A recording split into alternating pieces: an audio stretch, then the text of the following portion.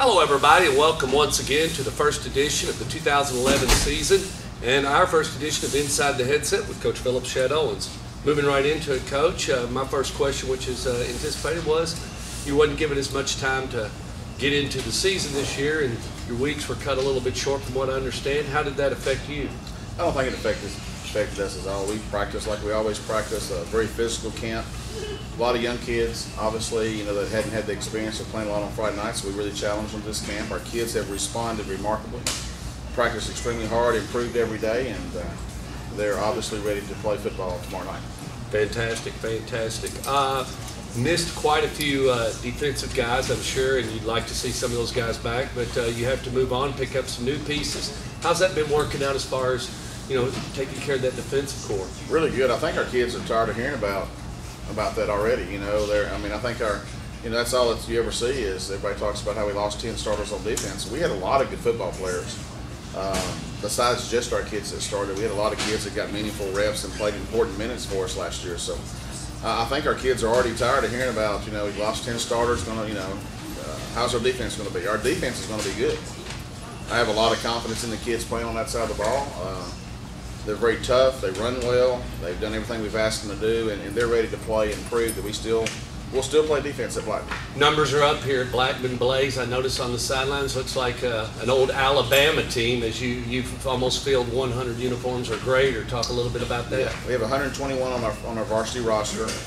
A little bit more than 65, between 65 and 70 on our freshman roster. So we're around 200 kids that will be dressed out between freshman and varsity, games. And people are excited here at Blackman High School to be a part of the program.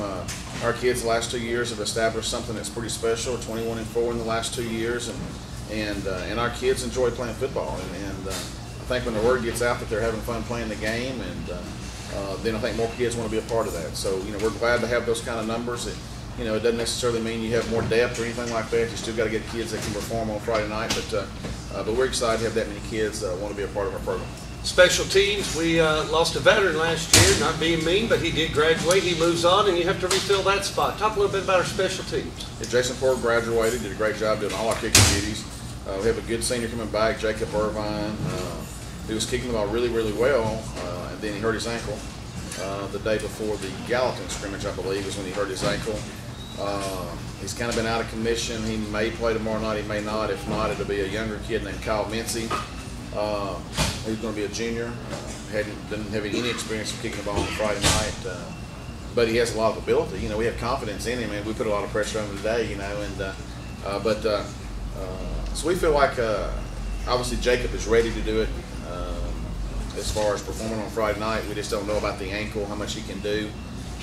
But if he can't go, then we'll put Kyle Mintz in, and we have confidence that he'll kick the ball, punch the ball, and he'll do the things that we ask him to do. Nothing like OJT, Coach. Nothing like little OJT. Last year, you talked a lot about how smart and how intelligent that team was that played for you. What are some of the characteristics Blackman Blaze fans can look for out of this team, or some of the things that you quickly notice? I know you mentioned hard work, or just relentless of that.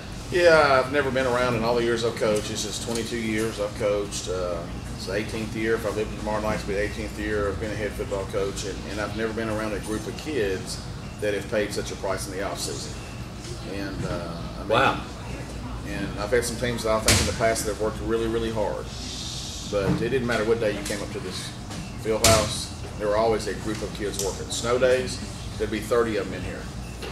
During the wintertime, out for snow, and they'll be calling, can somebody unlock us? It's not bad over here, we can get there. So it's amazing at what kind of work they put in. And when coaches can't be a part of it in June, our quarterbacks would get receivers and tight ends and running backs here, and then I'd be cutting grass, you'd look over and there's 40 kids over there throwing football, and it's just been amazing at the work they put forth. Those Saturday morning workouts that they do with the personal trainer.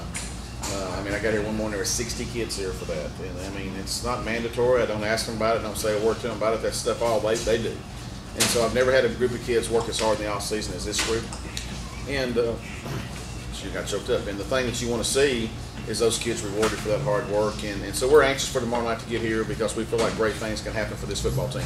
You're talking about a disciplined club. I guess that'll be as far as them being disciplined on their own, them taking their own initiative to just do what you ask of them. And a lot of teams, like you said, over the 18 years, 17 years, You probably saw some talent and you said, I'd give anything if I could see 6 of you in the weight room or whatever, but those years are in the dust. Let's talk about tomorrow night, Independence Eagles. Head coach Kevin Dyson, always famous for the Music City Miracle. That's not going to help him tomorrow night. He won't be suiting up, neither will you or I. Let's talk a little bit about them. Yeah, it doesn't really matter who coaches. We don't get to play anymore. Nope. So that really doesn't matter. But they're a very veteran team. They finished strong last year. Did some good things at the end of the year last year. They made playoffs, didn't they? No, have been very competitive in their scrimmage games. I mean, they've won most of their scrimmages, but I saw them against Brentwood Academy, which I thought was extremely competitive. Most of their kids are all returning. So they'll feel good coming in. I've heard predictions of 8-2 and 7-3 and 9 as far as 9-1 with that bunch with the schedule they're playing. So. I don't know exactly what to expect. I've never seen them in person. I've seen them on video. I would expect they seem on video to be well coached. They have a good plan. They do a multitude of things on both sides of the ball, which is hard to prepare for when you hadn't had any real game video. So all those things will be a challenge. But all I know is this: at 7:30, when the whistle blows and somebody gets to kick the ball off, is we'll have 121 kids ready to play.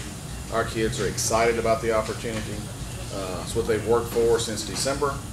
And tomorrow night is sort of a payday. You finally get to, all that hard work you put forth, you get to see some rewards. And, we're expecting to win.